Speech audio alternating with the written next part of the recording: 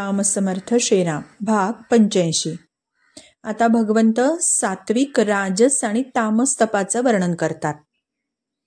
जो शरीर, वाणी आणि मन याद्वारे तप करतो आणि हे तपच सर्वश्रेष्ठ माझं कर्तव्य आहे असं मानून तप करतो, त्यामध्ये कितीही विघ्न आली, कितीही बाधा आल्या तरी पर्वा करत नाही, उलट उत्साह आदरपूर्वक तपाचरण करतो, तो सात्विक तप करणारा आहे।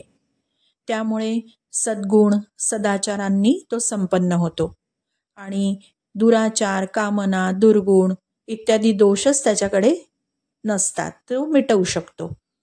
अशा मनुष्याला ऊर्ध्वलोक प्राप्त होतो, त्याला म्हणायचं सात्विक तप। जो राजसिक तपात गुंतलाय तो कसा असतो, तर माझा माणसं सत्कार करतील, मला मान देतील, मला पूज्य समजतील म्हणून तो तप करतो।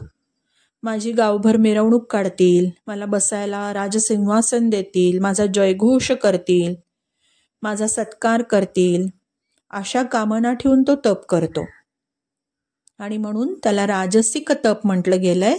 आणि त्या तपाचं फळ नाशवंत असतं, नाशवान असतं, केवळ दिखाऊपणासाठी केलेलं ते तप असतं आणि अशांना मध्यलोक प्राप्त होतो।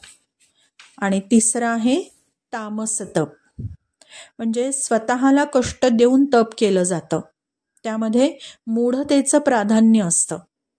शरीराला मनाला कष्ट दिले जातात, अतोनात कष्ट, आणि ते सुद्धा कशा करता, मला कष्ट झाले तरी चालतील पण दुसऱ्यांना नष्ट करण्यासाठी मी हे तप करीनच, असा वाईट हेतू, अनिष्ट हेतू मनात धरून तो तप करतो, त्याला म्हटलं गेलंय तामसिक तप।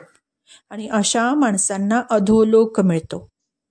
श्रीराम समर्थ श्रीराम।